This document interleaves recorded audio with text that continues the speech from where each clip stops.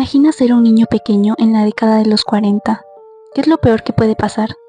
Estás solo en la casa con tu mamá, escuchas el viento, cómo caen las hojas, se escucha el crujir de la madera de tu casa. Decides salir a jugar, ya que es lo normal. Tu mamá solo te dice, no te vayas tan lejos, quédate cerca, quédate a la vista. ¿Qué es lo peor que puede pasar siendo un niño? ¿Que la vecina se quede con tu pelota? ¿Que te caigas y te raspes la rodilla? ¿Que ya no te den permiso para salir? Lastimosamente, este no es el caso de los pobres niños que se toparon a Mikoláš en el camino. José María Mikoláš Puch.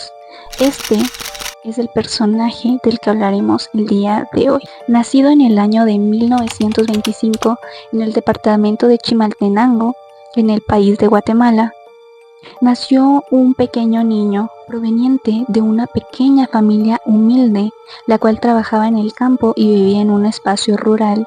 Aunque se sabe poco de su infancia, se tiene registro que vivía con su madre, ya que como en muchos casos, tenía un papá ausente y también vivía con su padrastro, el cual era alcohólico y abusaba de él. Según registros, Mikoláš no tuvo ningún tipo de educación, aunque no sé si se refiere a que no tuvo una educación sólida familiar o que realmente no tuvo acceso a educación, pero es un dato importante. También se menciona en el registro que Mikoláš se identificaba como homosexual, por lo que fue blanco de burla y discriminación. No tuvo una niñez y una adolescencia normal o saludable por los abusos de su padrastro. Entonces, al llegar a esta etapa, no solo con el bullying que recibía, con la discriminación que recibía, empezó a fantasear ciertas cosas. Por muchos años reprimió sus acciones, pero sus comportamientos violentos lo condujeron al crimen. Empezó hurtando en su localidad y poco a poco se dio cuenta que era un camino sencillo y realmente no tuvo un alto o repercusiones reales, por lo que simplemente se cambiaba el nombre y seguía con sus robos. Una de las pocas interacciones que tenía Mikoláš era con su primo Mariano. Lastimosamente, él era una persona que apoyaba sus acciones. A los 15 años empezó a robar y a abusar de niños. Fue detenido por las autoridades, pero le dieron una pena de 4 simples años. Mikoláš, cuando salió de la prisión juvenil en el año de 1946, junto con su primo Mariano, en lugar de ponerse a, trabajar, por ejemplo, o buscar un oficio, decidieron seguir el mismo camino, abusar, secuestrando niños. Durante su corta estadía en la prisión juvenil, Mikoláš tuvo un comportamiento decente. Al parecer no tuvo acciones violentas, por lo que ya era apto para convivir con otro ser humano sin quitarle la vida. Es importante recalcar que durante esos 4 años cumplió una condena por hurto y abuso de menores, no por asesinato. Ahora, algunas fuentes afirman que estuvo en una cárcel de adultos y otras afirman que estuvo en una cárcel juvenil. Entonces, ¿en dónde estuvo realmente? Bueno, en esa época no existía aún un sistema formal de corrección juvenil en Guatemala, ya que el Código de Menores se emitió en el año de 1979. Así que en los años de los 40 los jóvenes que cometían delitos eran procesados como adultos. Entonces, ¿por qué tuvo una condena de 4 años? Lo más probable es que en su caso el juez redujo su pena por minoridad. Entre enero y abril del año 1946 se reportaron 15 asesinatos de niños de alrededor de 8 y 15 años. Recordemos que en 1946 fue el año en el que fue liberado, y fue liberado en enero. Esto quiere decir que desde que salió de prisión en enero, empezó con sus crímenes. La primer víctima fue encontrada el 23 de febrero. Estamos hablando del cuerpo de Enrique Sactic, un niño pequeño encontrado en la finca de El Naranjo. Él se encontraba atado de manos y también tenía marcas de neumático.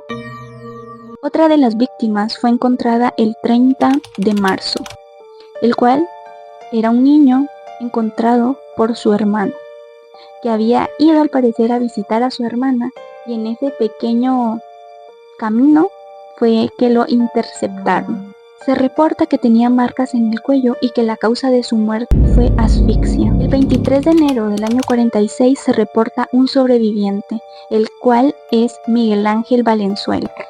Este chico le reportó a su madre que 2 hombres intentaron abusar de él y que lo habían atraído con la promesa que le iban a mostrar conejos. Su madre buscó ayuda y la denuncia llegó a la guardia. El expediente policial, el cual se incluye en estudios históricos, registra que el niño declaró y que la madre llevó la queja a la estación. Según ese mismo archivo, el inspector de guardia desestimó la denuncia, diciendo palabras parecidas a "Esas son cosas de patojos". Eso aparece textualmente en la transcripción de las actuaciones policiales.